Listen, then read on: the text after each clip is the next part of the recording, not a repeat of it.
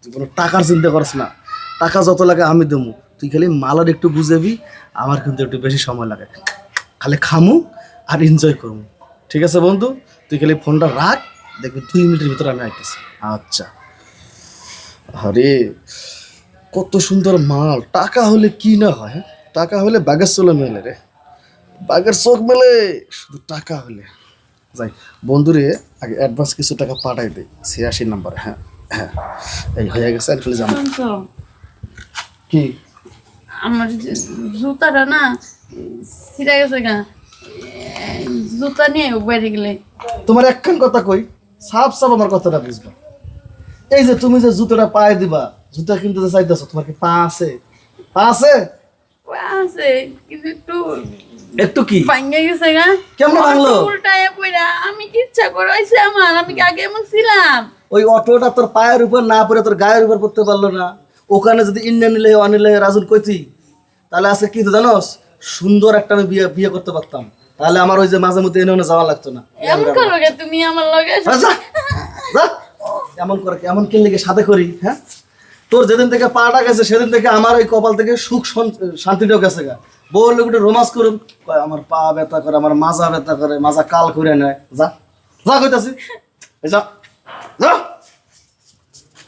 আমার কপাল এইটার যে আমি বিয়ে না কইরা ওই যে পার্বতীরে বিয়ে করতাম তাও ভালো হতো। ও বন্ধুরা টাকাটা পাঠালে 86 নম্বরে, শালি আবার মেজাজটাই গরম করে। যাক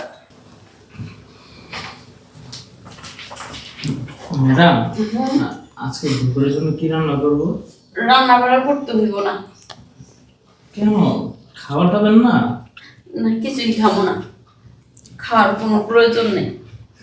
কি হয়েছে? কি হয়েছে বুঝোস না? দেহাস তো সাহেব সব সময় আমার কেমন গালাগালি করে, রাগারাগি সব সময় আছে। মনে হইতেছে কি আমি ওনার ঘরে বউ হয়ে আছি এই পঙ্গু অবস্থায়। আসলে কি আর করবেন, জানেনই তো সাহেবের রাগ একটু বেশি, সে সবসময় এরকম রাগ মোটে থাকে, যখন যার তার সাথে সে ঝগড়া লেগে যায়। কেন যে এমন করে বুঝি না, আমার দেখতেই পারবো না জানোস। ব দাঁড়া থাকবে কতক্ষণ। ম্যাডাম, আমার জানেন কি মনে হইতেছে, আসলে ছোট মুখে বড় কথা কইতে নাই, তারপরও আপনারা বলি, ম্যাডাম নয় পার্বতী নামে এক মাইয়ারে পছন্দ করে। প্রায় হ প্রায় সময় দেখি ফোনে কথা কয়, পার্বতী তুমি কই আছো, কি করতেছো, কোন জায়গায় আছো, এসব খোঁজ খবর নেই। আচ্ছা, আমি কি দেখতে একেবারেই অসুন্দর? না ম্যাডাম, তাহলে তো সাজি এমন করে কি? আসলে সাহেবের নিজেই খারাপ, হ্যারি চরিত্র ঠিক নাই কা।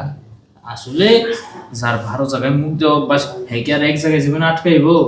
না, ঠিক কইছিস তুই। সামান্য একটু পায়ে আমি ব্যথা পেয়েছি, পা আমার ভাঙে গেছে, আর হাতটা একটু সমস্যা, তার দিকে তোর সাহেব আমার সব সময় খোটা দিয়া কত গোবার তুচ্ছ। জানোস তো সাহেব আমার খাটে শুইতে দেন না, রায় দিলে আমার নিচে শোয়া, কই তুই নিচে যাস, তুই নিচের মানুষ, তুই আমার সাথে ঘুমাবি না। আমার সাথে অনেক খারাপ আচরণ করে, মাঝে মাঝে মনে হয় বাড়ি থেকে আমি বের হইয়া যাই। না না না, এটা করা যাইব না, তাহলে তো মানুষ আপনার এই খারাপ গেব যে হ্যাঁ সংসার সংসার গিয়ে করতে পারোস নাই, ওর মানুষ আপনার এনে বাজে কথা বলবে। হ, ওরা ওই এত বিপদে পড়ছি, কার ঘাড়ে যা জন্য তোর সাহেবে। আমি যে বউ, বউর যে একটা চাহিদা আছে, ভালোবাসতে হয়, সেটাও এখন আগের মতো তো সাহেব আমার দেয় না। সব সময় খালি আমার খোটালে, সব সময়। কি বল? তোর মতো ন্যাংরার লোকে কি করবো রে, কিসের আদর ভালোবাসা, তোরে দেখলে আমার ঘৃণা করে। আপনার একটু ভালোবাসে না? না, এই কারণে তো কই, মানুষের নতুন নতুন বিয়ে হইলে যে শরীর স্বাস্থ্য আরো ভালো হয়, আর আপনি দিয়ে যত দিন যাইতেছেন তত দিয়ে খালি শুকাইতেছেন। হ, আমার এই মনের কষ্ট আমি কার কাছে কম? আজকে তাও তো অনেক পাই সব করে দিলাম, কিছু মনে করিস না। আর তুই মানুষটাও অনেক ভালো, আমি জানি। হ ম্যাডাম, আসলে আপনার ভালোই থাকতে থাকতে না আপনার যে আপন মনে করে জানিস। আমিও তোরে অনেক আপন মনে করি, নিজের মানুষ মনে করি। তুই তো কতটা বছর বাড়িতে রইছস, সব কিছুই তো জানোস।